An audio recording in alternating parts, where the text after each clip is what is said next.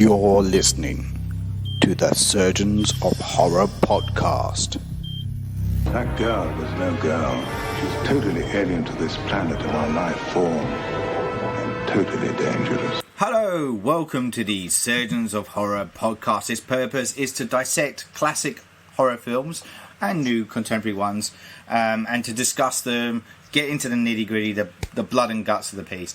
Our current season has been dedicated to the late, great Tobe Hooper, and we're about halfway through kind of checking out his movies. We've just recently talked about Poltergeist, which was his kind of collaboration with Steven Spielberg. Going to move on to the next film that he directed, which was back in 1985, which was a British science fiction horror film, and it was called Lifeforce.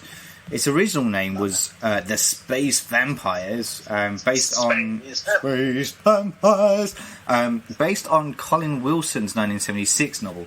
And I might mention a few bits about that down the track. But before we get into the nitty-gritty, I should probably introduce yourself. I'm your host for this podcast, Saul Muerte, and I'm joined by the Big Cheese, Anthony Yee. G'day, how you going? I'm good, mate. Good. Good to have you on board. Last time... I'm a bit distant. I'm podcasting this from Dubai, so I'm a bit distant. Yeah. So my voice might drop out every now then. That monkey balls. But yeah. you know, It doesn't notice. It doesn't notice. I think we're good. okay, Yeah. cool. How's Dubai, man? How's Dubai? You good? Yeah, good. It's very hot over here. Yeah, it's I just bet. getting cool a bit now. Okay. But Dubai is always very hot. So look, the last time we had you on board was for I believe was Texas Chainsaw Massacre. So the very first Tobe Hooper movie that kind of launched him. And so, oh no, actually, I'm lying to you. We've also had you back with Poltergeist as well.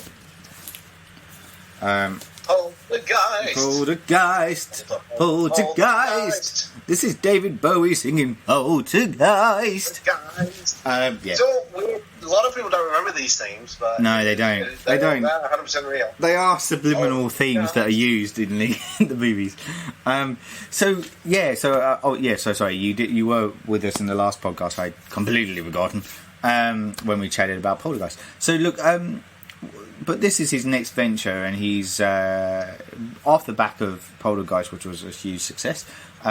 He's kind of given a bit more kind of people kind of backing him, I guess, and he struck a deal with Canon Films, I believe. I'm trying to remember off the top of my head, in a 3-picture deal off the back of that, and the others were Invaders from Mars and the Texas Chainsaw Massacre 2, which he would go on to direct after this one.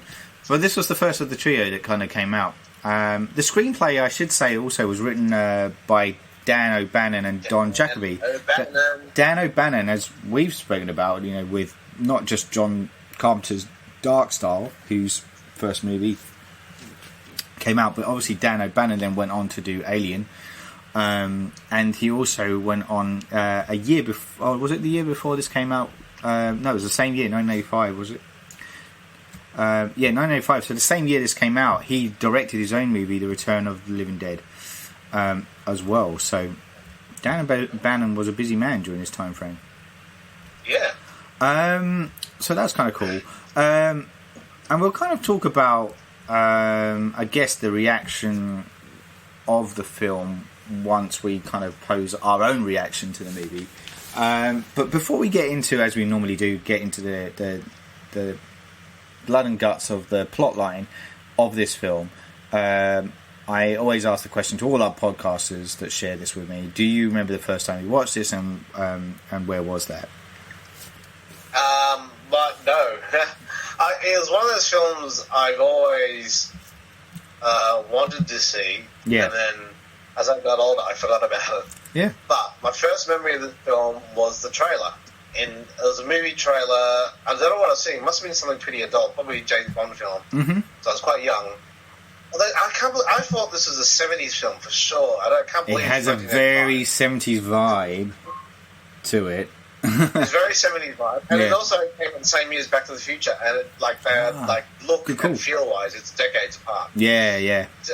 But I remember the one thing that captured me was the famous special effects shot of this zombies, mummified corpse on an autopsy table coming to life with his eyes springing out. Yeah, yeah.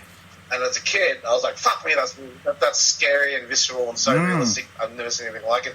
This looks like a super scary film. It's probably too scary for me. That's what I saw. But I thought, based on that one effect shot, I thought this is the most intensely insane, scarily real, scary sci-fi film ever. Yeah, Then it was one of the things where, like, you know, the Mandela effect. You've heard about that? I have heard about the Mandela effect, but for those podcast listeners the Mandela effect, very briefly, is a collective racial memory where people all remember something from their childhood and then they realise it never existed. Yeah. And the classic example was a TV show that kids, sort of my age, swear blind they saw in America. So this is American kids, and as adults, they all talk about it. Never existed. People swear blind that Nelson Mandela died in jail, and it never happened. And the whole philosophy behind that is that people shift alternate universes, and so that reality is so real, but we all shift into an alternate universe where it's not. And the other great example is the Monopoly Man. Yep. Everybody swears blind he has a monocle, and he doesn't. And I've had several examples of that myself. One of the best examples I have is that when my wife and I play snooker, or pool, in a pub, every third round, my wife turns to me and says, "Am I stripes? Am I stripes? Am I stripes, right?"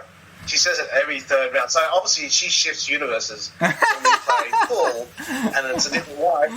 It's always alternating, isn't it? Because I say, yes, you are stripes. This is the 28th time I've said it, so you are not my wife. Anyway, so... I love that. This, to me, if I said to you, like just a year ago, do you remember this film? It's like a desiccated space vampire on an autopsy table, you and I. And if you'd said to me, there's no such film, man, I probably would have gone, okay, it's probably Mandela effect. Yeah. That's how it was. And then I realised, I looked it up and realised, oh no, it's a real film. So like the reverse Mandela effect, it is actually a film. Yeah. Because it was a trace memory in my childhood of this kind of special effect of this vampire coming to life. He was desiccated like a mummy. Scary as hell. And then, spoiler alert, I actually ended up watching the film, and it's such a cheap effect. But we'll talk about that later. So that's my first experience about this space vampire film called Lifeforce. I remember the name Lifeforce. I remembered it. Yeah. And so I had to watch it. Didn't know Tobe Hooper was behind it. Didn't know Patrick Stewart was in it. Yeah, I know. The actual story behind it is more fascinating than the film itself. Yeah. So, yeah. That's my first memory of it. I didn't see it until I knew I was going to be on this podcast. Yeah, for sure. Yeah. Got around to watching it. Yeah, man. Look, I'm going to be really open and say I only watched this recently for the first time. It was one of those ones that completely slipped me by. I was aware of it and had been aware of it for many, many years. And one of those things, it was one of those movies, sometimes you think you've watched the movie and then you're watching and you go, I actually haven't seen this before. It was kind of one of those reactions. And I was like, oh, okay. And I was excited to see it. Yeah. But you were let down by certain things. But and then I was like, what the fuck? This has a lot. There's a lot of what the fuck moments in this film. It does feel otherworldly as you are shifted through the multiple gears that it chooses to go through along the way. Yes. But I'll reserve my actual opinion on the movie until the very end. So with that ado, let's kind of have a look at this plot line. In a nutshell, if I was going to say the quick synopsis of it, it's space vampires. It's a group of astronauts who discover this ship in space. In this instance, it's on the tail end of Halley's Comet, but we'll kind of come to that in a minute. And then they find 3 humanoid vampires on that ship, and they bring them back to Earth, and then all hell breaks loose. So it's it is a retelling of the whole kind of Dracula vampire story. It's just with a sci-fi space element twist to it. Well, here's the thing: was it supposed to be set in contemporary 1985, or was it supposed to be set in the near future? I want to know that because it feels late 70s. That's why I was blown away that it was 1985. Yeah. And it could have been a late 70s version of what the 80s could have been like. Yeah. third season of Doctor Who. But the fact that it was set in the 80s, and the fact that it's using space shuttles, and the real space shuttle had launched for a while now. Yeah. And this is a British space shuttle called the Churchill, is the spaceship. But Yeah. it's flying in space with a crew of like 20 or 30 people. So they clearly had no idea how big the real space shuttle was, because the real space shuttle could only house about 6 or 7. Yeah. Anyway, but it's treated like it's like space travel has been around for decades, and there's gravity on the space shuttle, so Yeah. it's supposed to be some realistic sort of version, or not really. Yeah. And it looks like a really cheap set. And then and it's like they go off on missions and find alien spaceships. Like it's not that big a deal, but it kind of is, but not really. Yeah. And then so it's kind of weird because I was like, when is this set? So that threw me straight away. So I was just going to say something before we start delving into the plot for a second. Yeah. There's a couple of things.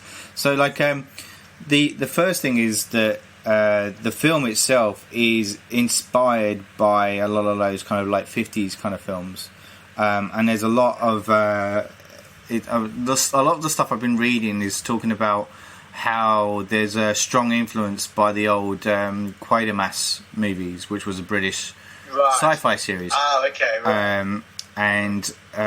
So I know that there's a deliberate play on that influence in there. The reason I say that in reference to your kind of strange timeline association of where it's set, I think it is meant to be 80s Britain, but it's got this throwback kind of nostalgic influenced 50s setting going on at the same time, which is why it's kind of confusing as to the time frame that it's setting, because it has got a lot of this B-movie kind of element to it.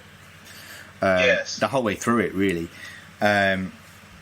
Even when they were in the drama, as they kind of ramping it up, it's got this real kind of this very kind of the only way I can describe it is this kind of B-movie-esque vibe to it as it's chucking along. The other thing I was just going to say as well is just in reference to the naming of the space shuttle. In the movie, it's called the Churchill. You wonder if that's a play on obviously Winston Churchill, and the whole kind of analogy behind that, especially if it's kind of set in that time frame of like looking back at those films. Anyway, I'm not sure, but the reason I mention that is because in the book version of it, the actual name of the ship was called Hermes. Now Hermes is the other name for Mercury, which is the god, the winged messenger, is in Greek terms. That kind of makes more sense, that name, to me, especially in relation to the film, because they essentially carry these beings to Earth, so they are carrying this message of other life form onto the planet Earth. So that made sense. Their name. I didn't really get the Churchill naming of it. So kind of in that sense, I preferred the version of the novel. But anyway, you were saying, so they're on a spaceship, which is bigger than Ben-Hur, and they're kind of studying Halley's Comet. And Halley's Comet was another thing that was introduced in the film too, because and I can't for the life of me remember off the top of my head where they discovered it in the book, but I know it was introduced in the book. I know they introduced it in the film as Halley's Comet and as a derivative play, because the following year was when it was going to be closest to the Earth, so it was on everyone's mind that Halley's Comet was due to pass. Right, I kind of vaguely remember that. So they deliberately, that was Tobe Hooper's idea to kind of use that. So they're following Halley's Comet, and that's when they. I'll let you take over because you were about to say something on that. Well, they find the spaceship in the tail of the comet. Yeah. There's alien. And they don't freak out. They just kind of go, "Oh, cool, alien." And then they board it and they float through it in spacesuits. And then they find bats. I forgot. Yeah. They find the three bad guys, like humanoid people, naked humanoid people. So before they get to before they get to that, they kind of go into this kind of womb like. There's a lot of sexual play going on in this, and the whole way through this movie. So these astronauts, the effects of the astronauts floating through space looked really shit. It did look like they were in front of a green screen. And you're not meant to know that, but that's what it looked like. They were hanging there. Anyway, I was a bit disappointed with that bit. I was starting to go dodgy. Anyway, so they go through this kind of like womb-like cavern, and that's where they come across these bats. That are kind of like humanoid bats, hanging upside down. These creatures, and they want to take a sample of one of these bats to bring it back. Just as they're going to do so, this hidden door opens up, and they go inside, and that's where they see 3 naked humans, 1 female, 2 male, suspended in these like glass coffins. Yeah. And they don't freak out about it. I mean, I think it's unusual, but they don't realise what. This is first alien contact. Are these people human? Yeah. Are these aliens who look human? They just go, oh, wow, Captain, that's really weird. And you're like, okay. It's something it's dated because it's one of those conceits from a lot of sci-fi films that, of course, there's going to be alien life out there, and of course, they're going to be humanoid in shape. Yeah. Which was, from all the sort of Star Trek to Doctor Who, all the sci-fis back then. Yeah. And it's only now that Star Trek's budgets can actually make an alien creature look really super fucking alien. Yeah. But people sort of are working up the truth of, like, if you do meet alien life forms, they're probably not going to be human in any way whatsoever. Whatsoever. And if you do meet aliens who are humanoid in some sort of way, it's usually due to the budget restraints of the show that's on. So it was all very surreal how they took it all in their stride. And they wanted to take these coffins back with them, didn't they? Yeah, that's right. But they also they're kind of a bit transfixed. So one of the main characters in this is the commander of the ship, whose name's Colonel Tom Carlson, he is played by Steve Railsback. So up to that point, he was probably best known for playing Charles Manson in the film Helter Skelter. Before he went on, and Australian followers may also know him from Turkey Shoot, which was this kind of bit of one of the early Ozploitation movies back in 1982. But yeah, that's kind of how people may have known him at that stage. But so he's playing, as I said, Doctor. Doctor. No, no, Doctor. He plays the commander, the Colonel Tom Carlson. Yeah. And so he's kind of immediately enamoured by this female figure that's in there. He is a bit beside it. And the other dude, I don't know who the other space dude is, but the other one that's with him is equally a bit kind of transfixed. And there's this look that the token female space astronaut does of like, oh, for fuck's sake, you know? Yeah. I don't know if you sort of call that too, but I was like, that's actually quite funny. I don't know if that was intentional. But yeah, I found that quite amusing. But yeah, so they kind of, as you said, they kind of get a bit transfixed. So they insist on taking these coffins back into the ship. Then we get a moment where, like, it's kind of cut to like a few days later. I don't know the exact time frame. And then. Oh no! Sorry, I'm jumping ahead a little bit. There's a moment where on the ship, strange goings on start to occur, and one of the crew, the younger kind of kid from the crew, starts acting a bit bizarre, and they start suspecting him of, you know, being a bit sus. And then there's that moment where they find his body essentially kind of. It looks like he's just been completely drained of life, So then and then from there it cuts to a few, like 30 days later, I think it was, and we're being told the story from England as they're tracking the shuttle on its return to Earth. Yeah. European Space Agency or something. The European Space Agency. That made me laugh. That one. That made me chuckle so much. Because how advanced are Europe in their space exploration? Essentially, yeah. It's like I think of Eddie Izzard, and he's like he talks about Yeah. Hello. This is Swindon. I'm trying to get to the moon. I'm on top of a ladder. Actually, I'm going to need a bigger ladder. I can't quite reach the moon yet. That's Britain, yeah. So anyway, and that was pre-Brexit. God knows what it'd be like now. Probably be lucky enough to have a stool, let alone a ladder. Sorry, I just lost my spot. We're told from the European Space Agency or whatever it's called that they're trying to track the spaceship as the space shuttle is coming in.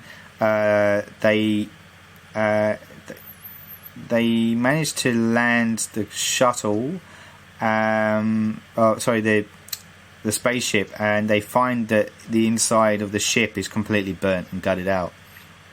Yes. And all the crew appear to be burned and dead too. Yes. There is,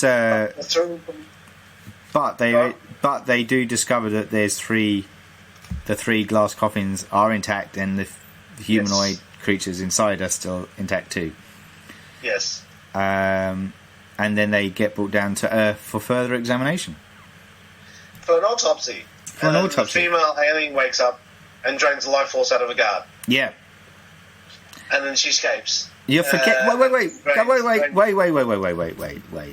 You're glossing over probably the most important thing of this movie, and that's Matilda May, who plays the female character in this film, being completely stark naked. Girl. Huh? She's called Space Girl in the credits. Space Girl, yeah. Yeah. I gotta admit, I didn't know who she was, but I would. Yeah, I'd look. She's transfixable. She's quite stunning in this. Yeah. Yeah, mate. I definitely was attentive when I was watching this movie. Let's put it that way. And I can imagine if I had seen this when I was a lot younger, I would have been a bit like, "Hello." But she does spend a lot of her time butt naked in this film. Naked. So that's a plus. So now we get to the point where she does escape from her chamber, and we have that. Prior to that, we have the scene where she, gets it on with one of the dudes. The guards kills him, sucks him of his life. So there's some other guards as well, isn't there? Though that before she escapes proper, there's this kind of banter moment between these these guards who are kind of hearing that this woman's escaped and she's completely naked, at which point she comes down the stairs and then sucks the life out of one of them and then makes her way out. Then we get the arrival of Colonel Kane from the SAS, played by none other than Peter Firth. Peter Firth, who's Colin Firth's father, right? I've made that up. Don't say that. No. He's like, shares the I same always know him as MI5 guy. Yeah, Harry Pierce from Spooks. Spooks. Yeah, man. So he crops up, which made me, and I didn't realise he was in this either. And I just went, "Oh my god!" Yeah. More recent people would, or younger viewers may know him from Victoria. Recently, because he was playing the Duke of Cambridge, I believe. I'm just double checking my stats. Yeah, Duke of Cumberland, beg your pardon, in Victoria more recently. But yeah, a lot of people our age know him as Harry Pierce from Spooks, and he's very similar kind of role in this. Very stoic, very. Looks the same. Yeah, he does. He's got this quite a fixed expression all the time, and it's him. And he's Colonel Kane, and he's basically our lead actor to follow. Yeah. This is who we're, and he's kind of. I guess what I want to say is that he's the straight man role within this kind of there's a lot of these eccentric characters that play in and around him.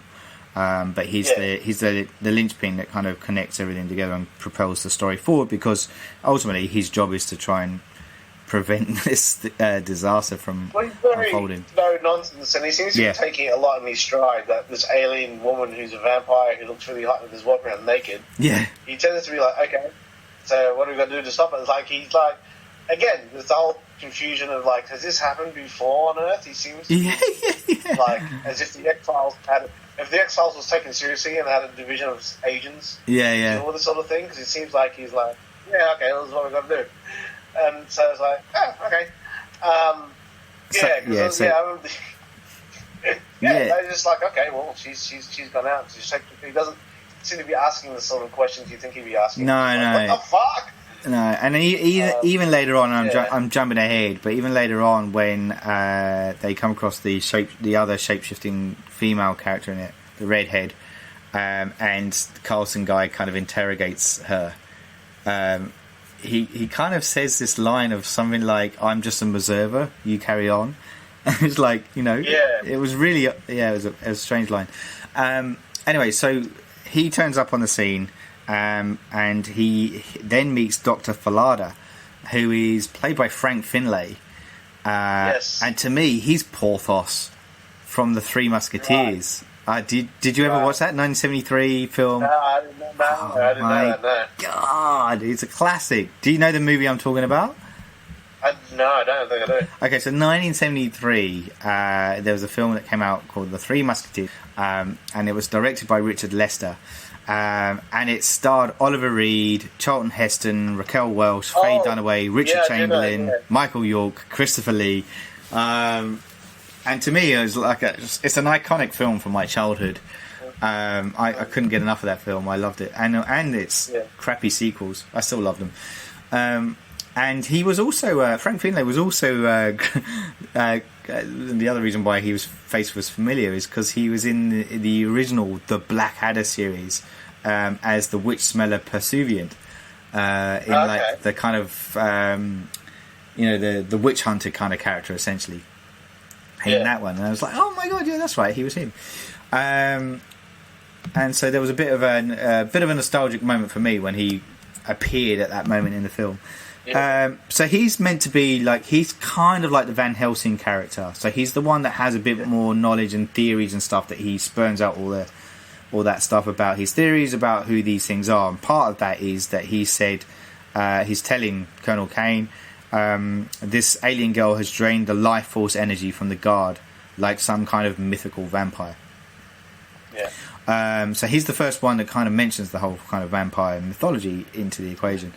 At this time, as he's kind of saying this, there's the two male aliens also wake up, and there's this huge explosion that occurs out of nowhere, and as they attempt to kind of break free, but they end up being shot dead by the security, but they only die in a physical sense because the vampire males have jumped bodies at this point. So this is where this kind of shifting kind of thing happens. So they only use these bodies as, like, I guess, portals or vessels, I should say, and to jump from one another. There's a number of different sci-fi tropes. Vampires, avatars, there's a lot of mixed stuff going on in here, isn't it? And they remain kind of hidden during most of the film at this stage, and then the autopsy of the drained guard is conducted. So the first dude that's killed, they attempt to do an autopsy on him, but he kind of wakes up in this animatronic form. Well, this puppet is thing. the same scene. Yeah, this is the scene. It was it looks like, I mean, using it through 1985 eyes, this is not that far removed from American Werewolf in London. So that, to me, as a special effect, was groundbreaking. Using prosthetics to using mannequins that could move through air bladders underneath the skin. Was very groundbreaking at the time. And American Werewolf in London, to my mind, was the first movie to really keep it up here. Because viscerally, you could see a person change into something else in front of your very eyes, whereas before they used to use time-lapse special effects to do that. And so Lifeforce seems to be an extension of that, where a mannequin using animatronic like air hoses and pumps to move the arms and legs, Yeah. and open up the eyes. And there's a guy underneath that table. There's a guy underneath the table too. There's almost working it as a. There's a guy underneath the table working as a puppet, and at the same time as well. So there's a mixture of all these elements coming into effect. Anyway, so that was really, really, really brand new. And so again, as a kid, I was like, "Oh my god, that's so scary!" Yeah. But looking at it now, it's like it looks like a rubber doll with its eyes, mannequin eyes, opening up, and it looks really great. In that sense, and then the whole effect is that it comes up, and it's also lit very flat, like very television movie, which is going back to your thing about it feeling like a B grade sci-fi TV film. It's just presented. There it is. Isn't that scary? And again, in 1970s eyes, it's so scary. In 21st century eyes, it's like, well, it looks like a bad student film. But yeah, this creature comes to life and grabs the doctor trying to do the autopsy on him, and it mesmerizes the doctor and makes the doctor come towards it. And it looks like they're going to kiss at one point. Yeah. But then these lightning bolts come from the creature, and he sucks life force out of the doctor, who dies in the case, and then the actual mannequin becomes the security guard in the flesh, literally. Yeah. So he's kind of resurrected again, and brought back to life, as it were, leaving the doctor as this kind of shell of a character, of dust. Yeah, exactly. Yeah. So look, there's the only thing I'd add to that is I think, it's not that I disagree with you. I just think your criticism is maybe a bit too harsh on the animatronics. Only in that you saying that it looks like a student film. I think it's probably better than a student film. Well, I mean, if you have student film with that sort of budget, it's still pretty good. I would think you'd make it a bit more visceral, a bit more slimy, a bit more. You'd light it differently because it looks really rubbery. Very dry. I'm trying to think. Like the only thing that's come to my head off the top of my head at the moment is Ghostbusters, and the cab driver, because that's the similar thing. It's an animatronic, but that looks kind of really he looks quite bloody and gruesome. I mean, it still looks like an animatronic, but it's a bit like you say. Because again, it was lit by. It looked slimy. It it does. It was flesh. Coming to life. So again, it just had a slightly more visceral element. Yep. And it's a small touch, but it can make. No, you're right. Difference. So, that's right. I think it's what works and what doesn't. Like Alien is done 6 years before this film. And Alien. Yeah, that creature is slimy as fuck. Yeah. It looks organic. It looks really. All comes down to texture, doesn't it, mate? It comes down to texture. Texture. Yeah. That's a good word. It's very textured. That's right. I completely agree with that. So then, we kind of have a bit of a shift in gear here because there's a dead girl is found in Hyde Park. Yes. And she's got that same kind of desiccated kind of look to her. And it they hint here that the space girl, the female vampire, is continuing to drain the life force of human beings out in the real world. So she's out there now, and so they have a potential of an epidemic on their hands if they don't track her down. Yeah. So this kind of plays on the whole idea of people infected with an invisible disease. And there's a lot of kind of play on, obviously at the time AIDS was rife. And so there's a lot of kind of similar analogies at play with this because it's an invisible disease. People don't know how to defend it, and it seems to be affecting people at whim. And it's got the sexual component to it as well. So there's a lot of that kind of association that's played with this movie. So anyway, so she's out there somewhere, and they're trying to kind of track her down. And then at this point also the escape pod from the spaceship Churchill turns up with Commander Coulson still alive. Yes. And he's then immediately shuttled to London to try and help Kane and Falada and with these aliens that he has already encountered. This is where we then get a flashback, because he does look dishevelled. He looks a bit out of it and not, I mean, he's gone through an ordeal himself, but he's like suddenly whisked away from America to Britain. That's got to be bad for a start. And jet lagged. That's right. So anyway, so he turns up and he then starts to talk about what had actually unfolded on the ship, the Churchill. And he says how someone had sabotaged the communications equipment and freed the alien woman. At one point when she was freed, the crew members basically began to die. But he didn't want the disease to kind of like, or this creature to come back to Earth. He wanted to try and stop them. So he was the one that set the fire aboard his own ship to try and destroy the ship and its occupant. So he basically sets fire to his own ship and hopefully the occupants in there, and then tries to flee in his spaceship. He tries to flee in the escape pod. He becomes a bit exhausted after telling that story, and then he's allowed to go to sleep for a bit. But soon after that, there's suddenly becomes a report of this massive alien ship that's been detected on the scanners. I can't remember at this point whether we see it, but if we don't, it doesn't matter. I'll kind of describe the shape, because the shape of the ship itself here says that it is like an eggplant shape, or an aubergine, and to me, I had to kind of chuckle because obviously that has its own association in an emoji form these days. It's an emoji. It's emoji. It's a spaceship flying emoji. It's a cool ship. It's a big penis. With this weird kind of spider thing at the end that kind of curls up. When it goes to move, it always looks like a spider that's dying. You know when the legs curl up? That's kind of what it reminded me of. Anyway,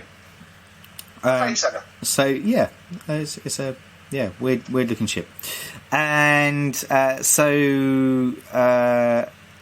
this vessel has left the Halley's Comet and it's making its way for Earth, and that's what they've detected. Then we have Coulson having a weird dream about the space girl, and and at this point, that's when they realise that he has a bit of a weird psychic link. Psychic connection with her. Yeah, so another sci-fi trope thrown in. Yeah. And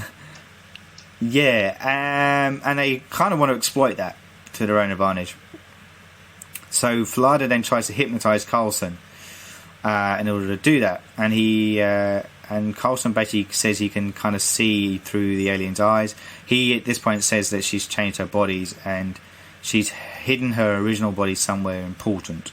And this is where we have that. So basically, when he's looking at it, that's where he sees that she's in this red-headed, and she kind of appears and she's trying to use her feminine charms on this bloke who seems to be just driving in the middle of nowhere to get a lift home with him. And then we kind of have this moment. So it jumps around a hell of a lot in the story plot here. But then we get this moment where they fight. So I can't remember how they do it, but they basically track down, or they believe they track down the space girl to an insane asylum. In Yorkshire. In Yorkshire, where she's hiding in the body of a masochistic nurse named Ellen. And as they interrogate Ellen, they learn that the vampire has gone again into the body of the doctor that resides there, Dr. Armstrong, who is played by Patrick Stewart. Patrick Stewart. Engage. Number one. Yep. In one of his more earlier roles, I would have said. He's again. He still looks like he hasn't got any hair. No, I know. I was like, did he ever have hair? He lost it at a very early age. Yeah. So up to this point, it's very early on. So like Excalibur, he was in, and he played a character in that. And then in 1984, he was in Dune playing Gurney Halleck. And then it would be 2 years later that he would be in Lifeforce.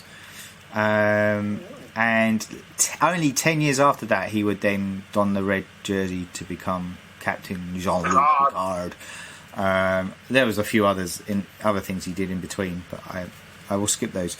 But yeah, so that was kind of cool seeing him there. So they realise that it's Dr. Armstrong that the vampires fled into the body of, and Coulson and Kane try to tranquilize Armstrong and hypnotize him into cooperating. While he's been interrogated, the space girl reveals that she is the feminine in Coulson's mind, and that she's basically taken his form based on his deepest thoughts and desires. But all of this is a bit of a distraction because it's there to basically kind of tempt Coulson again, and to get them to return to London. Yeah. And there's this weird moment there though as well. So he's Coulson. So before they go off to London, there's a point where he's talking to Picard to oh my god, to Patrick Stewart's character Armstrong, and he's kind of demanding, like he's like, where are you, let me go, and all this stuff. And then he's getting slowly oh yeah, screwed up my voice doing that. He's getting slowly more and more closer to him, and they even kind of, I mean, he kind of sees the female within him, but there's a moment where we see him and Patrick Stewart have a pash, and that was kind of deemed a bit kind of risque at the time. Obviously, seeing two guys kissing, like that's we're talking mid-80s, and it's only brief, but it was enough to kind of be a bit oh at the time. But in a sense, it plays along this whole theme that runs through this movie, and like, because the concept is that it's a nightmare about the consequences of sex in all its sizes, shapes, and forms, and that means all matter of attraction. So, boys and girls, girls and girls, boys and boys. You know, it's this kind of lust factor, and so it doesn't like sex, like gender of the sex doesn't necessarily come into the equation. It's more about the lust factor and the attraction that's at play. And I kind of like that element that's in this movie, and the fact that it doesn't kind of what am I trying to say? It doesn't discourage away from or try and identify with one way, shape, or form of what that should look like. Which I kind of thought was quite advanced for its time, considering it was in the 1980s. So the result of that, though, is that there's this huge electrical charge, and it explodes out Brad's chest. Yeah, that's right. Yeah. And then does Patrick Stewart die at that point? I think he does, doesn't he? They eject him in the. Oh, they sedate him. That's right. Yeah. He comes up behind him with the double syringes and plunges it into his neck. That's right. But there is a casualty at this point, because there's a character he was a bit part character in this. And he's basically the Sir Percy Heseltine. But for me, the reason I have to mention him is because he's played by Aubrey Morris, and for me, he is from A Clockwork Orange and The Wicker Man, two of one of my all-time favourite movies, and I had no idea he'd been in any other film other than those two. So when he appeared in this, I went, "Oh my god, it's Aubrey Morris!" And he does his usual quirky shtick in it, which is cool. But sadly, the character's killed off at that stage. And then, so then the two lead guys, Coulson and Kane, fly back to London. And in a helicopter, sorry. In a helicopter. In a helicopter. That's very important. Thank you. Yes.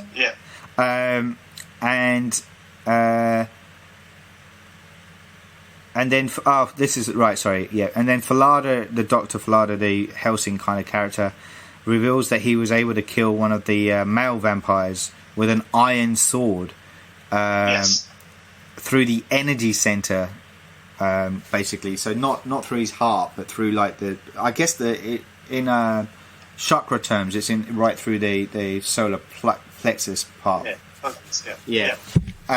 Which is your energy source, and so by doing that he was able to kill it. So he's kind of then discovered there is a way to stop them, and this is where the birth of vampire legend came from, via these creatures. So it suggests that they visited Earth a long time ago. Coulson at this point, he's at this point. That's right. So there's another flashback. So he basically he reveals that he was the person that actually let the space girl out in the first place. So he was the one that started it all, and that's why he has this guilt complex the whole time. and that's why there's this strong connection between them. And she's kind of calling him to go to her, and he kind of does a bit of a runner.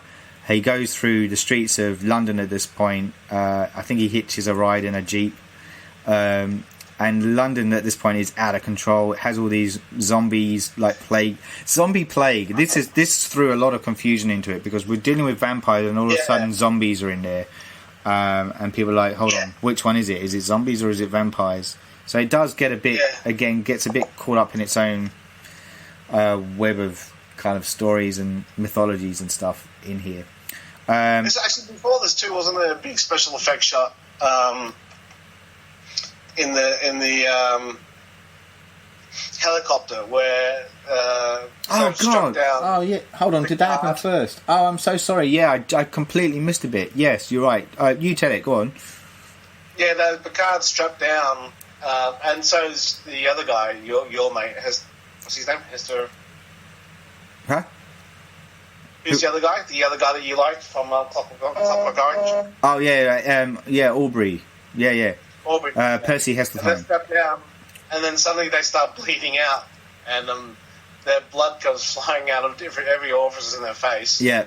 And the blood forms midair in the helicopter and becomes the woman. Yes. Because that's her escaping that trap form. Yes, that's right. Fly out. But again, it's Picard to mannequin Picard. Yeah. With blood coming out of his body. So that's right. It's a very dated effect, but it's bloody and visceral, and I can imagine, again, back then, it was like, oh my god! Yeah. But it's a very interesting special effect. Yeah. And that's how she escapes, and that's how she gets to London, right? That's right, thank you. And that was important. Sorry, that was very important. Yeah. And when's the bit where they shoot the dude off the zombie dude off the helicopter? Have I missed that bit, or is that later? When is that bit? Anyway, that's another special effect that happens. So if I've missed that, there's a point where they're on the helicopter trying to get away, and the zombies are trying to climb up, and they scramble around for any kind of weapon on board, and the only thing they have is a flare, and Kane fires it into the body of the zombie that blows up basically and gets propelled off the side of the helicopter.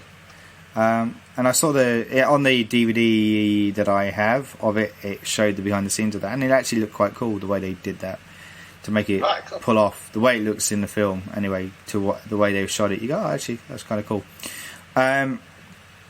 So they also find they need reinforcements really quickly, because they found out the Prime Minister is already a vampire. The Prime Minister, always a dirty bastard. And then and that's when they also find out that the alien ship is starting to collect human souls by pulling their life source energy into its power cells. So this is where we get this weird kind of pulsating kind of electronic light effect where it's zipping through London. And I didn't really get this at the time until I read up afterwards, but it is the ship in space that's pulling the life force out from the bodies on Earth. Which makes sense when you read it, but didn't make sense when you watch it. Yeah, I didn't get that either. So then, like, there's the space girl is using this kind of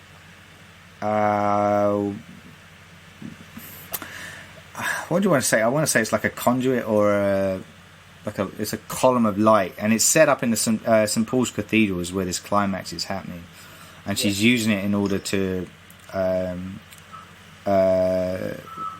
use as a receptacle where all the souls pass through. And this is where basically Coulson confronts her in the cathedral, and they get butt naked and start getting it on, as you do.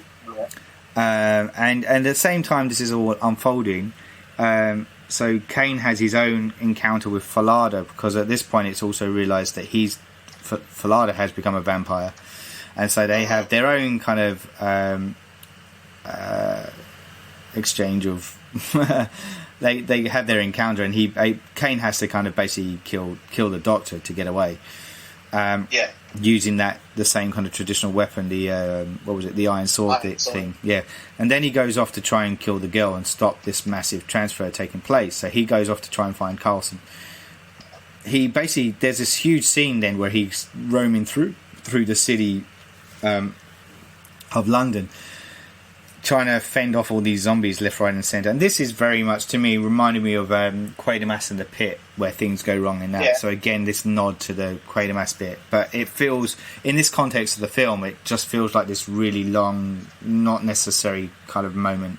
It's not really needed, I felt, for him to have this big charge across the city to essentially get to the outside of the cathedral, but he's confronted by the other dude, the other guy, the other vampire. Yes. And just as he's absorbing the power, he is able to thrust the sword into him too, killing him. That guy go on. bleeds out blood energy and he explodes. Yeah. And then he becomes his true vampire form. Yes. Oh, that's right. Yeah, he becomes the actual vampire sword creature. sticking out of his chest. Yes. Which is like, oh, okay. Yeah, it's animatronic, like it's puppets. Yeah. Animatronics version, but yeah, it's okay. Yeah. And then he dies anyway, and then the guy grabs the sword again. Oh, yeah, that's right. And he goes in. He basically goes into the cathedral. He sees this kind of conduit thing that's going on, and he goes up to it and he looks down into it, and we can see basically Coulson and the Space Girl vampire getting it on. From below, but it looks like they're in a different place in space and time. Yeah, like it's a portal. That's right. And the guy Kane is calling out to him, "Go, Coulson, Coulson!"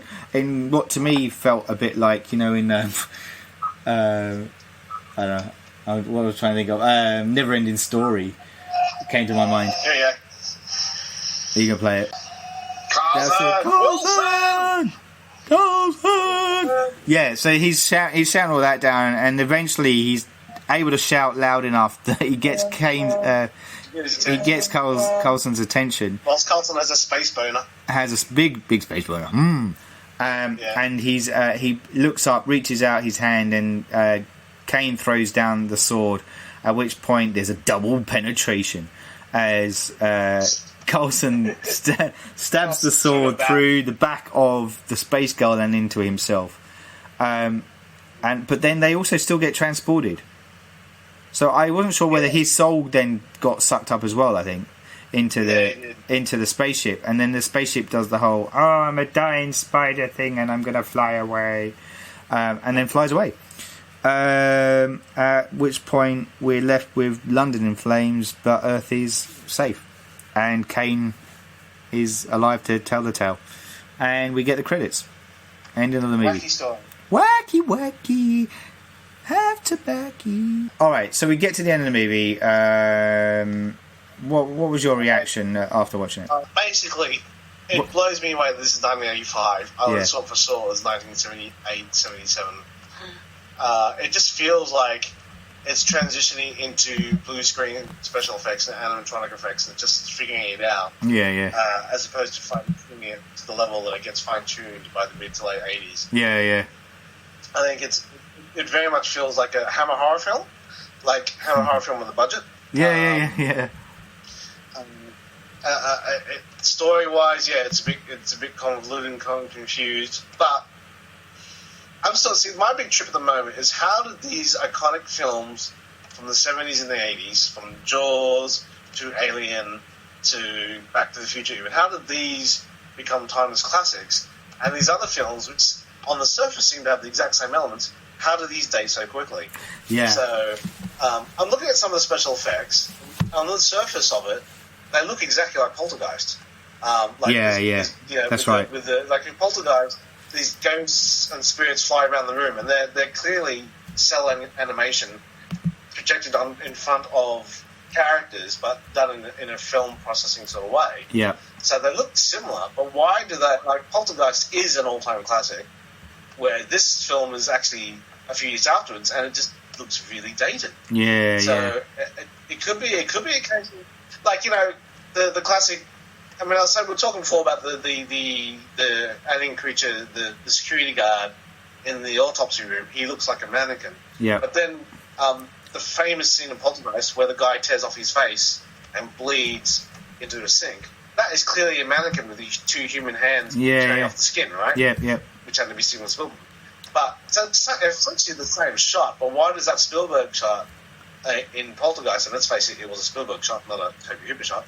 Why does that work in context? I mean, I think it has to be in context. Yeah. If it's written well, it makes you go, fuck, I believe you, it's scary. You know, it doesn't take much of a step back for you to go, that's clearly a mannequin, right? Yeah. But is it also a simple case of adding texture to the dummies and making them bloody and sweaty and greasy and oily and visceral and slimy? Is it simply that? Because a lot of the effects in this film looked really dry, like really rubber puppets. Yeah. So is it something like that? Yeah. Or is it a case of just simply the writing just isn't good enough? Yeah. The writing's not good enough. You're not in the moment. You're not in the moment. You know, you sit back and you laugh at it as opposed to being terrified with it. So yeah. I don't know. That's my biggest thing coming away from it. So on that, like, Toby is a fascinating. Go on. Sorry. Yeah. No, just on that though, like, so the special effects guy was John Dykstra, and I need to mention him because he's done a lot. He's done a lot of stuff. Like, so, but prior to this, like, he worked on A New Hope as the special photographic effects supervisor. He then went on to Battlestar Galactica, the TV series. Before then, Star Trek motion picture movie, and then Lifeforce was probably his next big thing after that. And he would also work again with Tobe Hooper for the next film, Invaders from Mars, as well as My Stepmother is an Alien. He would then become the visual effects designer for Spider-Man, and we're talking the Sam Raimi era. He also worked on Inglourious Basterds, X-Men First Class, Django Unchained, recently Kong Skull Island. So, like, he's got a lot of he's been in the business for a while, and he's not, he's no stranger. So is it then the filmmaker, actually the director, making I don't know, that's what I'm wondering, like, too, because even like when you look at the makeup artist too behind this, he also worked on Star Wars: A New Hope, and he was the makeup artist for Yoda's work. He worked on Superman, The Empire Strikes Back, Superman 2, and even The Keep, which was Michael Mann's kind of little known kind of cult following film, before doing this. And he would then follow up. The last film that I can see from his bio here that was of prominence was Highlander. He worked on the makeup for that too. So it's not like he's not surrounded by people that know what they're doing, I guess, is my point. So, I don't know what that comes down to, because, it does. You're right, it has this dated look to it, and it doesn't quite work. The story's a hard one to sell, too. I wonder, because, like, prior to this, Hooper had done Stephen King's Salem's Lot, as a 2-part TV miniseries. And part of you thinks that maybe that's it. Maybe it would have worked if it was told over a longer time frame, and served as a TV miniseries instead. Because they would have had a bit more space to fill out some of those plot hole elements that come into it to make it a bit more sense. There's a few things in there that kind of. That kind of gripped to me. The other thing I know that we could talk for ages on this bit, but we may have to restrain ourselves because we're running out of time. But there's been a lot of play on The Thing as a comparison as well, because The Thing only came out a few years earlier, and it also plays on the whole idea of life forms coming in. You never really know who the Thing is, or in this case, who the vampire is, and this trust element of going on underplay, and also both played with the sexual disease kind of element to it as well. It's a much more visceral film too. Yeah, that's right. So there's a lot of comparison on that, and we could probably talk about that for ages, but I just thought that was an interesting thing that I read very quickly on that one. Do you think how much straight away, if you have the main bad guy being a naked, beautiful woman, walking naked in everyday situations like an office, and straight away, does that take it too fast for you? Like, oh, come on, like, he clearly there to titillate, so I can't take this seriously. I was already. I mean, like, I'm not going to complain about the fact that she did walk around naked in the movie, but yeah, I mean, as a red-blooded guy, that's cool. But straight away, it's in a different space for me. Yeah. It does kind of. Admittedly, it does kind of make. It does make you go. Watch it again, and watch it again the way I would watch Aliens again. Yeah, that's right. Reason why. Yeah. So that could be a problem? Like, that's right. Yeah. As a studio head, would you, if you being you, I mean, I want to make a sci-fi classic, would you go, does she have to be naked? I kind of like the idea she's naked at the start, but then you kind of think, well, from that point on, when she gets out of basically from the point where she breaks out of the quarantine hospital, you would say, well, if she is supposed to be this chameleonic kind of space creature, she'd need to blend into her environment. And she does that by jumping into other bodies, but when she comes back, she's naked again. So she's, you kind of go, well, I don't know. There's a bit of an exploitative kind of thing that goes on with it, I feel. Like, you know, and she was a bit young. Like, Matilda May, the lady that played... She was like, why don't you want to do this, I think? Well, it was her breakthrough. It was a breakthrough movie. Before that, she was a ballet dancer, and she had no designs on becoming an actress. And her agent basically said, "You should do acting." And it was her agent that threw her the bone about this role. And she turns up, and they basically tell her that she has to get undressed. And she calls up her agent and went, "They're saying I need to get undressed." And she was like, "Yeah, that's all right. It's sci-fi. It's not done in a sexual way. It's blah blah blah." Yeah, and there you go.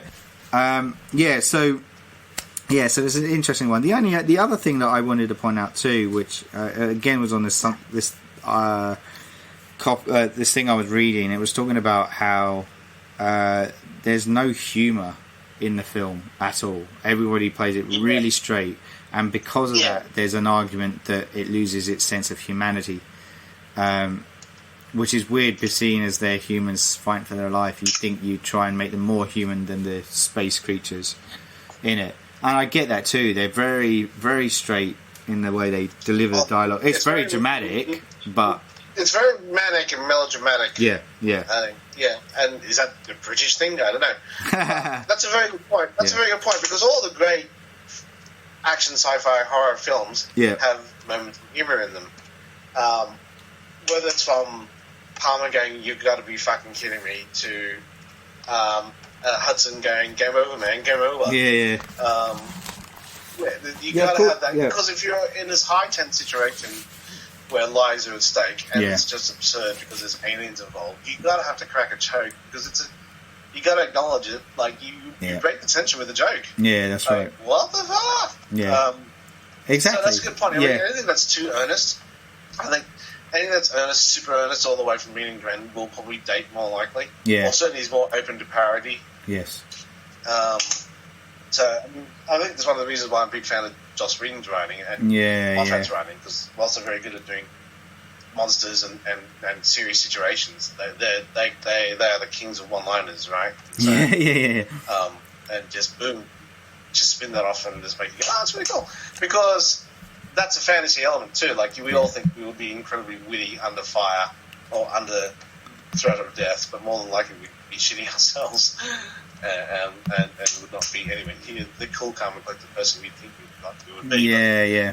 So that's a very good point too. I think it is so earnest. But Alien has moments of humour in it too, doesn't it? Yeah. I guess. Yeah, particularly between Yaphet Kotto and Harry Dean Stanton. Character. Parker and Brett. Bit of play. Cool. So look, so when it was released, it didn't hit very well on reception. There was the critics kind of panned it. There was people saying it was didn't make money, did it? No. There was people saying it was hysterical vampire porn. It got a bit panned, and even if it's got a pretty average rating if you were to look it up on Rotten Tomatoes, for example. Yeah, when it was released, I'm just looking at I'm immediately on Wikipedia here, but when it was released, it was its opening weekend. It ended up in 4th place on release, and lost out to among one of the films, lost out to Cocoon, which was released at the same time, which is obviously a Ron Howard movie. Cocoon's a classic as well. Too. Yeah, and you look at some of the visual effects in that too. I like, even when you're talking about Aliens is only coming a year after this, so it's Yeah, exactly. It's like, and that is like a decade's difference to me in terms of effects. Yeah, that's right. So that was kind of the direction at the time. So it kind of wasn't the biggest hit he was probably hoping for. It got more of a following when it was released on home media. To be honest, people would have been more drawn to it. Well, again, it's, as a home movie experience, you can watch it as a guy. Yeah. Watch it yourself and rewind certain scenes again because of the exploitative. And exploitative elements to it. So that's right. And as with anything else, if you live a little bit long enough, you go, quotable lines. Yeah. Kind of this scene is epic and it's really cool for whether you laugh with it or laugh with it or laugh at it. That's how a cult classic becomes a cult classic. So, and then years later you're like, oh my god, that's Captain Picard. Oh, that's Harry from MI5. That's the dude from Clockwork Orange. So and that's Matilda May. Yay! That's right. But in terms of the question I'll ask you then, go on. In terms of Tobe Hooper, who this is the whole series is about. That's right. That's what we're looking at him. Because we do celebrate filmmakers, and we go along their story arcs, and those that we have followed have had like incredible illustrious careers where they've made seminal film, have had obscure little unknown films in between, and you see their creative process, and you see them learning, you see them getting better, getting great, getting bad, making mistakes. Tobe Hooper to me is a fascinating person whose trajectory was interesting to watch. Yeah. Because we've gone from Texas Chainsaw Massacre, one of the most seminal horror films of all time. Yeah. With amazing anecdotes behind it.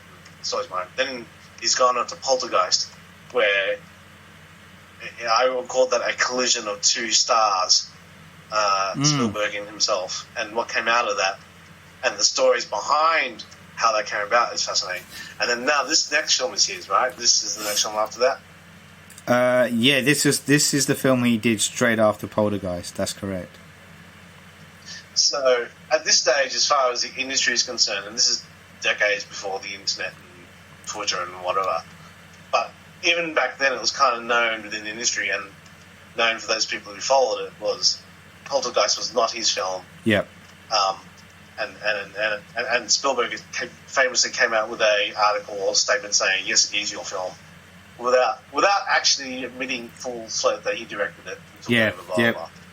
But now, so this guy's got this incredible high to this incredible, which should have been the most, even bigger high of his career, because Poltergeist was a wonderfully received film, to this film now.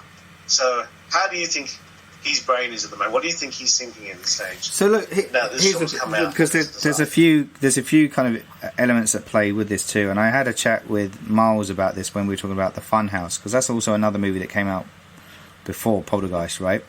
So the Texas Chainsaw Massacre came out.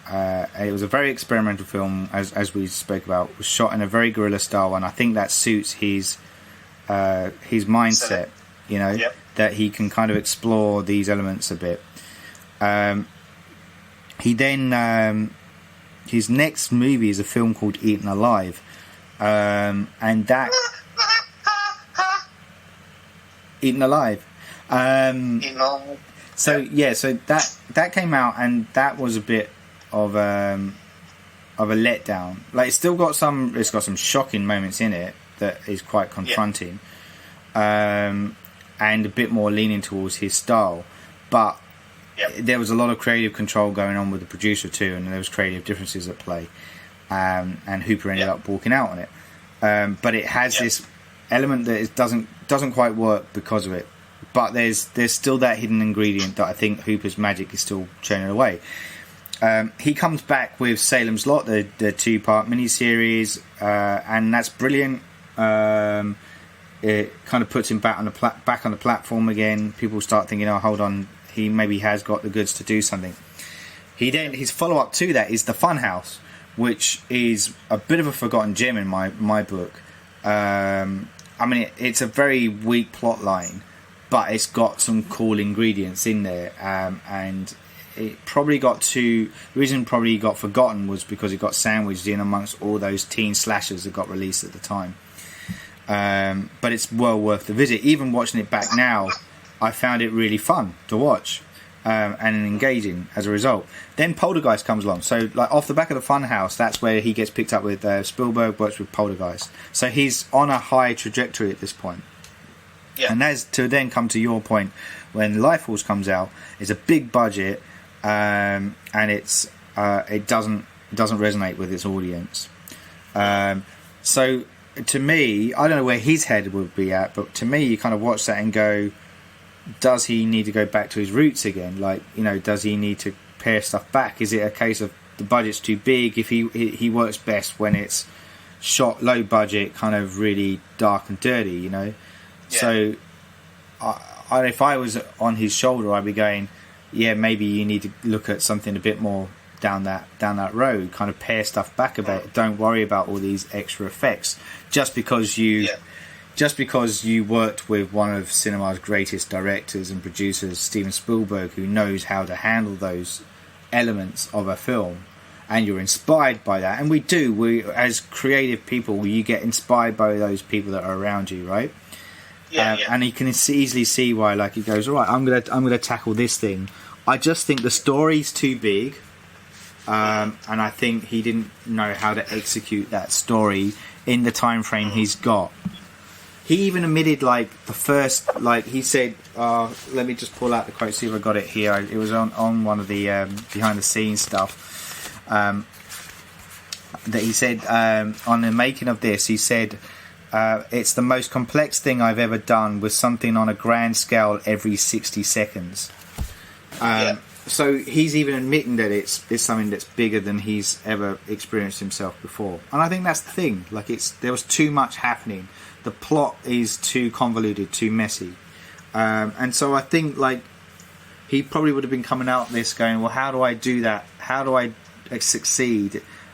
This is where I want to be. I want to be playing in this field. I want to be able to tell my stories in this space with the kind of money that I had, but how do I execute that and do it well?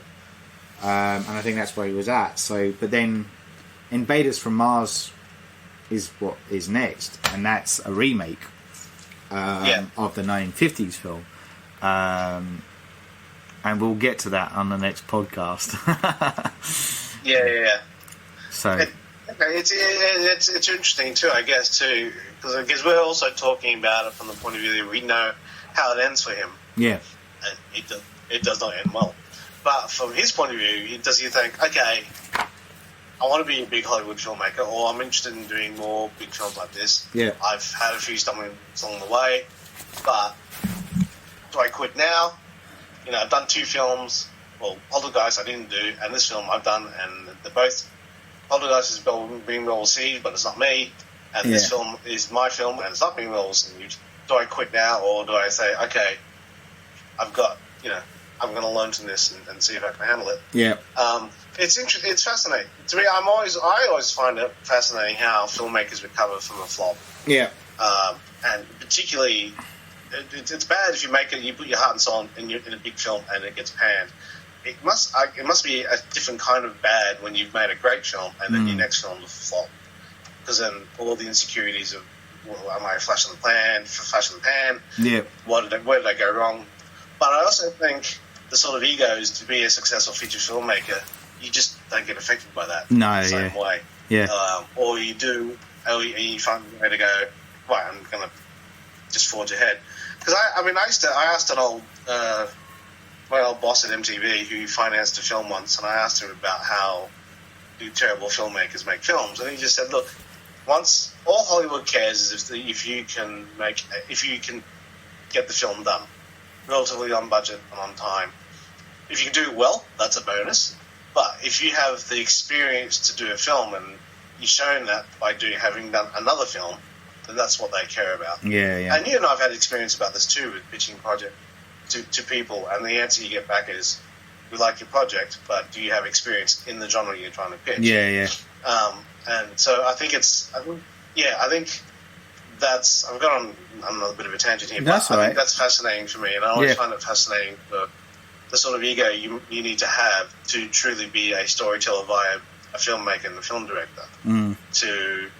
To put yourself out there, really put yourself out there, hope people love it, hope it resonates, and there's multiple factors as to whether it, in inverted commas, works or not.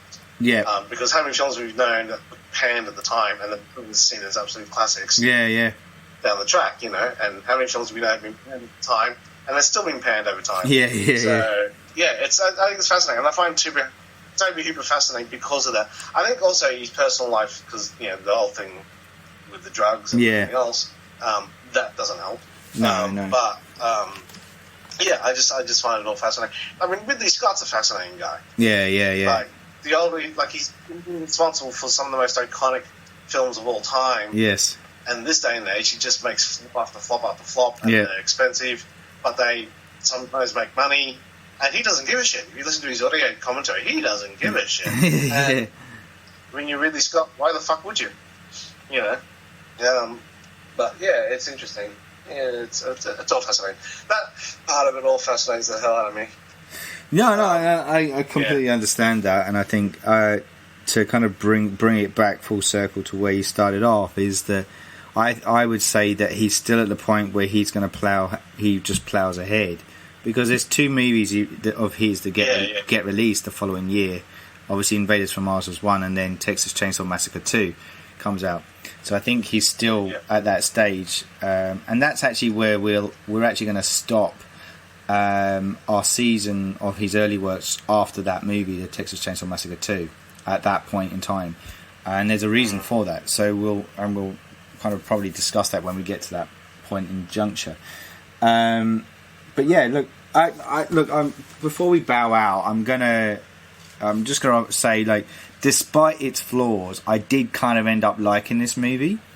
I kind of not in the sense that I praise it for it's not groundbreaking in any stretch, and I think we've already discussed that. It's been done better. It has been better. I can name a number of episodes that did it better. Yeah, I just kind of liked being tagged along with it, really, and just I got early on that it was not going to blow my mind.